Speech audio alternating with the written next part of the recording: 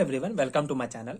आज हम इस वीडियो में डिस्कस करने वाले हैं फोटो एकॉस्टिक स्पेक्ट्रोस्कोपी के बारे में, जो कि स्पेक्ट्रोस्कोपी ऑफ इनऑर्गेनिक केमिस्ट्री से रिलेटेड एक इंपॉर्टेंट टॉपिक है।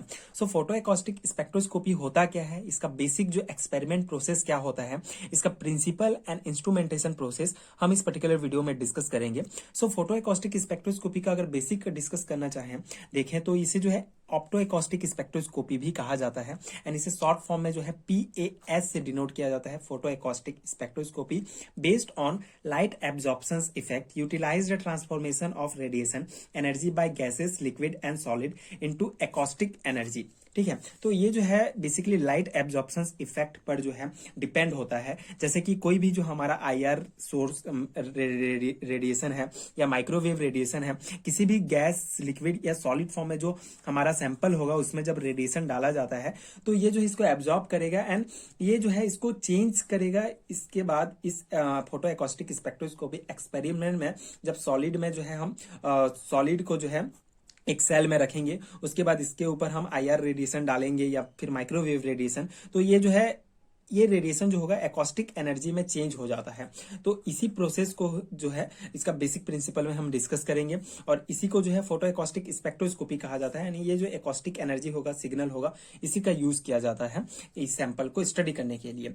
सो ये हो गया हमारा फोटो एकॉस्टिक का बेसिक। उसके बाद so when there is absorption by the sample at a particular wavelength और wave number, a sound is produce called acoustic signal. So ये जो है जब एब्जॉर्प्शन होगा, सैंपल के द्वारा एब्जॉर्ब किया जाएगा, किसी भी पर्टिकुलर वेवलेंथ या वेव नंबर पर किसी भी रेडिएशन को एब्जॉर्ब किया जाएगा तो एक प्रकार का साउंड प्रोड्यूस होगा, उसे ही जो है एकॉस्टिक सिग्नल कहा जाता है। एंड जो पहला इंसान जो था जिसने इस इफेक्ट को, फोटो एकॉस्टिक इफेक्ट को डिस्कवर किया था, ऑब्जर्व किया था, वो थे जे टिंडल, जो कि 1881 में इन्होंने ऑब्जर्व किया था। तो ये कुछ इंपॉर्टेंट बेसिक पॉइंट्स हैं। अब इसका प्रिंसिपल हम देखते हैं कि ये कौन से प्रिंसिपल पर वर्क करता है। So basically principle of photoacoustic spectroscopy in PAS, the modulated radiation source like infrared, ultraviolet radiation or microwave rays cause excitations of the molecule. The electrons from the excited state returns to the ground state by a process of relaxations in the form of fluorescence, phosphorescence are a non radiative process.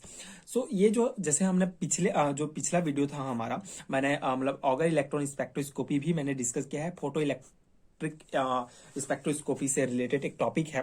So auger electron spectroscopy में क्या होता था, जो हमारा ये atoms था, यहाँ से जो इलेक्ट्रॉन होंगे जो इनर सेल से जो है आउटर सेल में ये जाते थे एक्साइटेड होके एंड रिलैक्सेशन प्रोसेस में फिर से वहां पे वापस आ जाते थे। ठीक है, जो इनर सेल का जो इलेक्ट्रॉन होगा वो एक्साइटेड स्टेट, जब इसमें रेडिएशन डाला जाएगा तो इनर सेल का इलेक्ट्रॉन जो है ऊपर जाएगा, उसके बाद रिलैक्सेशन प्रोसेस के बाद फिर से नीचे आ जाता है। तो ये जो प्रोसेस होता है जहां से एनर्जी प्रोड्यूस होता है उसे ऑगर इफेक्ट कहा जाता है। उसी प्रकार यहाँ पे भी क्या होगा, कोई भी हमारा सैंपल है, यहाँ पे जब इसमें अल्ट्रावायलेट, यूवी, विजिबल या माइक्रोवेव रेज डाला जाता है तो जो इलेक्ट्रॉन्स होंगे सैंपल के वो एक्साइटेड होके जो है ऊपर की स्टेट में चले जाएंगे, एक्साइटेड होके। उसके बाद रिलैक्सेशन प्रोसेस के बाद फिर से नीचे स्टेट में आएंगे and the relaxation form to fluorescence, phosphorescence और नॉन रेडिएटिव प्रोसेस। तो ये जो रिलैक्सेशन प्रोसेस होगा ग्राउंड स्टेट में, जब ये फिर से आएंगे तो ये जो प्रोसेस होता है इसमें जो है फ्लोरोसेंस या फास्फोरोसेंस जो एनर्जी होगा ये हमारा प्रोड्यूस होगा, ये फॉर्म होते हैं। ठीक है, तो इसी ये प्रिंसिपल हो गया, ये बेसिक प्रिंसिपल है फोटो एकॉस्टिक स्पेक्ट्रोस्कोपी का, जो कि डिपेंड करता है इन द लेटर प्रोसेस। उसके बाद जो बाद का प्रोसेस होगा वो डिसिपेटेड एज हीट, जो हमारा जो एनर्जी है वो जो है हीट में चेंज हो जाएगा and the heat so generated is directly proportional to the absorbivity of the sample and the intensity of the radiative source. It is given by the equation. Okay, so यहाँ पे जो depend करेगा, जो हमारा ये process होता है, इसमें जो एनर्जी होगा वो हीट में चेंज हो जाएगा। उसके बाद ये जो डायरेक्टली प्रोपोर्शनल होते हैं एब्जॉर्बिविटी के, सैंपल कितना रेडिएशन जो है एब्जॉर्ब कर रहा है उसका जो है डायरेक्टली प्रोपोर्शनल होते हैं एंड इंटेंसिटी पर भी, कि कितना इंटेंसिटी का जो एब्जॉर्ब कर रहा है रेडिएशन सैंपल के द्वारा। एंड इस इक्वेशन के द्वारा हम ये जो इसमें जो संबंध होगा एब्जॉर्बिविटी, इंटेंसिटी एंड जो रेडिएशन सैंपल कितना एब्जॉर्ब कर रहा है इंटेंसिटी, उसको हम इस इक्वेशन के द्वारा निकाल सकते हैं। तो ये जो हो गया हमारा basic principle photo acoustic spectroscopy का। बेसिकली इस प्रिंसिपल पर ही ये प्रोसेस काम करता है। अब इसके कुछ और इंपॉर्टेंट पॉइंट्स हम डिस्कस करेंगे, उसके बाद इसका इंस्ट्रूमेंटेशन हम देखते हैं। इसी टॉपिक से रिलेटेड कुछ इंपॉर्टेंट टर्म है, जैसे कि व्हाट इज PAS सिग्नल भी आपको पूछा जा सकता है सेमेस्टर एग्जामिनेशंस की। अगर आप प्रिपरेशन कर रहे हैं, कोई भी थ्योरी एग्जामिनेशंस में आप बैठने वाले हैं, तो हर एक पॉइंट बहुत इंपॉर्टेंट होता है। तो PAS सिग्नल किसे कहा जाता है? तो जो एब्जॉर्बिटी होगा, A is measure of a quantum of radiation absorbed by a sample. Thus, a high intensity source will produce a large quantum of heat and produce a strong signal for PAS. Okay, so इसे जो है basically जो absorptivity होगा, जो इसे ए से denote किया जाता है, इसको हम मेजर करते हैं of a quantum of radiation.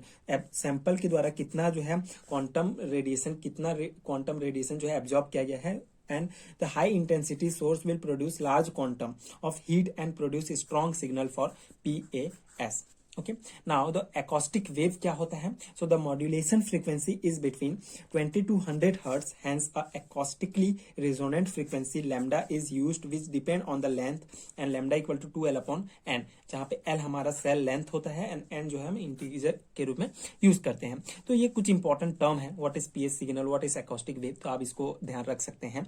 अब यहाँ पे इंस्ट्रूमेंटेशन पार्ट देखते हैं, जो कि इंपॉर्टेंट है। इसके कुछ जो पार्ट्स होते हैं उसको पहले देख लेते हैं, उसके बाद इसका स्कीमेटिक डायग्राम, इसे ब्लॉक डायग्राम भी कहा जाता है, उसको हम देखेंगे।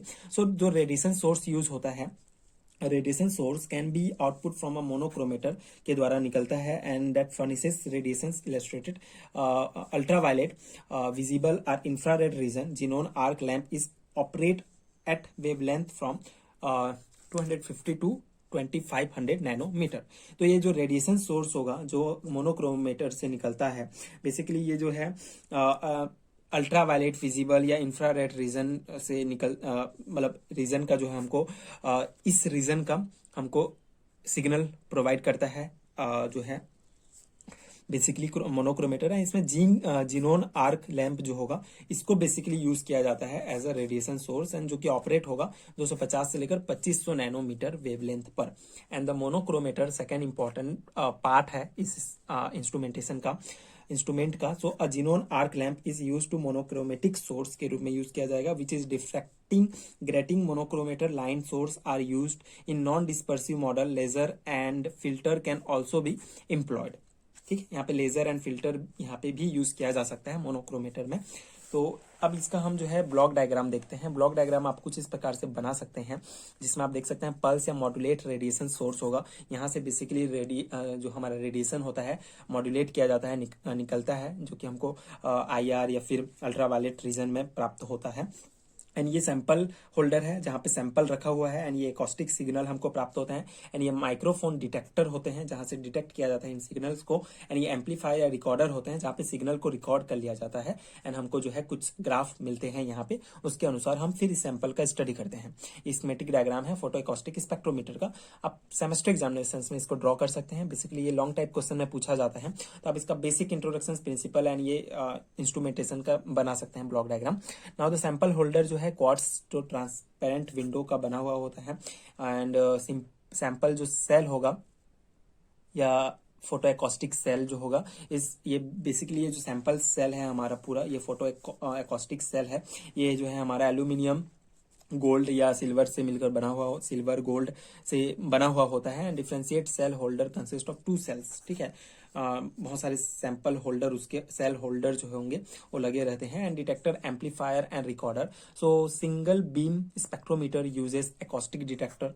यहाँ पे बेसिकली जो डिटेक्टर होगा, हम सिंगल बीम स्पेक्ट्रोमीटर यूज करते हैं एकॉस्टिक डिटेक्टर के रूप में। And condenser microphone is one of the best detector.